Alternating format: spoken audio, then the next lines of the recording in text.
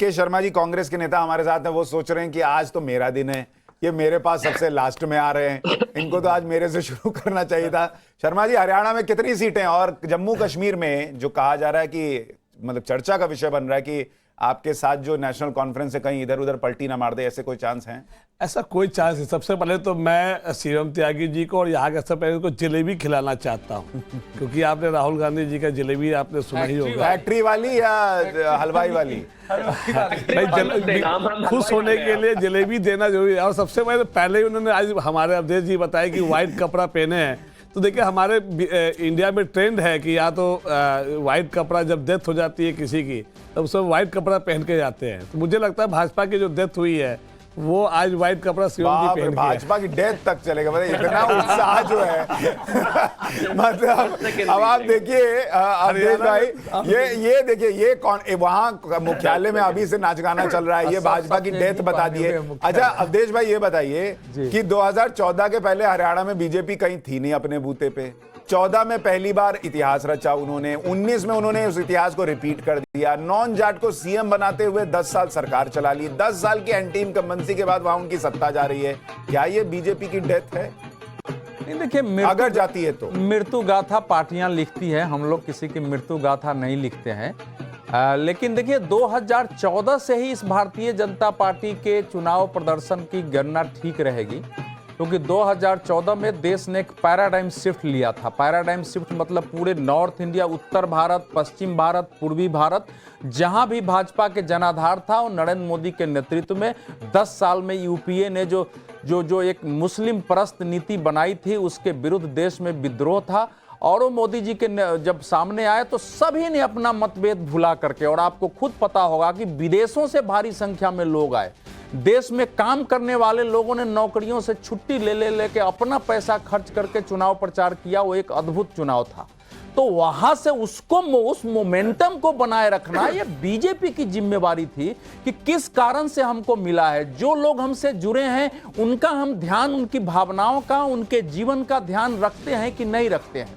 और वो 2024-2019 में भी कमी दिखी थी, लेकिन एक वातावरण फिर बना था, लोग खड़े हुए थे।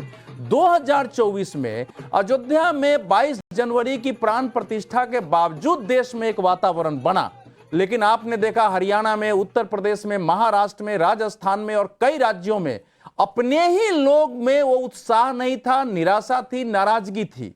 तो वो चीजें जब 2024 में दिखी है तो उसको अगर दूर करने की ठीक से कोशिश नहीं होगी तो आप कई बार, वहां तो 2 ही पार्टी को देना है, तीसरी पार्टी हरियाणा में अब है नहीं। हाँ, अब नहीं है, लेकिन तो इसलिए इस आधार पर सुनिए, इस आधार पर मैं स्वीकार नहीं करता हूं कि 2014 में, तो लोग कह रहे हैं कि 1966 में हरियाणा बना, कोई सरकार दूसरी बार रिपीट नहीं हुई।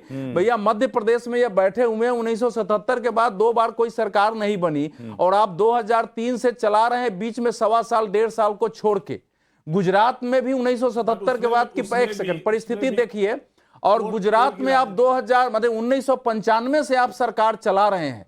तो अगर कहीं राज्य में वो रिपीट नहीं हो रहा है, देश में वो रिपीट नहीं हो रहा है, तो ये गंभीर मंथन की, अपनी भूलों को सुधारने की उसका विषय है। अवधेश जी एक चीज ये भी है कि बीजेपी ने अपना बार इतना ऊंचा कर दिया है कि जहां जो चीज नहीं भी होती थी उन्होंने कर करके दिखा दिया, तो लोगों को लगता है कि भाई ये हर बार होना चाहिए, 3 बार भी बनाओ, 4 बार भी बनाओ, 5 बार भी बनाओ वाला हिसाब होना चाहिए।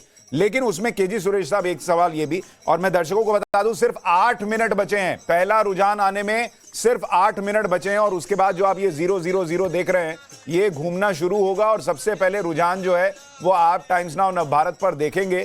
कहीं पटाखे फूट रहे हैं, अभी से सुबह से ही पहला रुझान आने के पहले ही कहीं तालियां बज रही हैं, खुद मुख्यमंत्री ताली बजा रहे हैं। लेकिन अभी रुझान आने शुरू होंगे तो कहां क्या बचेगा नहीं बचेगा वो तो बाद में पता चलेगा। केजी सुरेश साहब, जब लोकसभा इलेक्शन में हरियाणा में 5-5 सीट आ गई और उसके बाद आपको लगता है बीजेपी ने कुछ भी ऐसा किया जिससे कि हरियाणा में जो लग रहा है कि होगा वो नहीं होने की स्थिति बने? देखिए, मेरा अभी भी मानना है कि लोकसभा और विधानसभा के विषय अलग होते हैं, तो इसलिए मैं नहीं समझता हूं कि लोकसभा चुनाव को, इसमें कहीं कोई दो राय नहीं कि एक आम जनता का एक रुझान जरूर मिल जाता है, लेकिन स्थानीय विषयों को लेकर अगर पब्लिक मोहभंग है तो उनका चुनाव का बिल्कुल पैटर्न अलग होता है। इस बात को हमें समझने की जरूरत है। वैसे अगर आप देखें 2019 में हरियाणा में बीजेपी को 10 सीट आई थी लोकसभा में, जी, लेकिन फिर विधानसभा में सीटें कम हो गई।